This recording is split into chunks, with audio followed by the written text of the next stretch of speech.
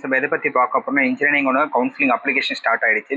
So நிறைய பேருக்கு என்ன கன்ஃபியூஷனா கவுன்சிலிங் மூலமாக போகலாமா, இல்லை மேனேஜ்மெண்ட் மூலம் போகலாமா, இல்லை இப்போ ஏதாவது ஒரு காலேஜை செக்யூர் பண்ணிக்கலாம், அந்த மாதிரி நிறைய கன்ஃபியூஷன் இருக்கும்.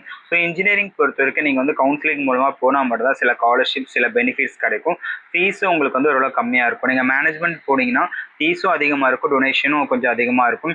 மோரோவர் எல்லா காலேஜுமே உங்களுக்கு ஒரு பெஸ்ட் காலேஜ், நல்ல காலேஜாக தான் இருக்கும். ஸோ நீங்கள் அதை பற்றி எதுவும் ஒரி பண்ணிக்க தேவையில்லை.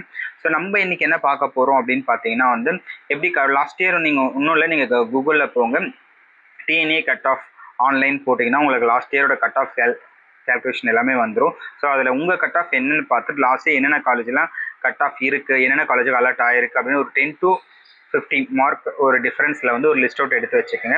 இது எல்லாமே சாய்ஸ் ஃபில் போடுங்க. கண்டிப்பாக உங்களுக்கான டிபார்ட்மெண்ட்ஸ் கண்டிப்பாக கிடைக்கும். ஏன்னா நீங்கள் நிறைய பேர் வந்து ஒரு கிடைக்குமோ கிடைக்காத மேனேஜ்மெண்ட்டில் ஜாயின் பண்ணி நிறைய ஃபீஸ் பே பண்ணுற மாதிரி இருக்குது.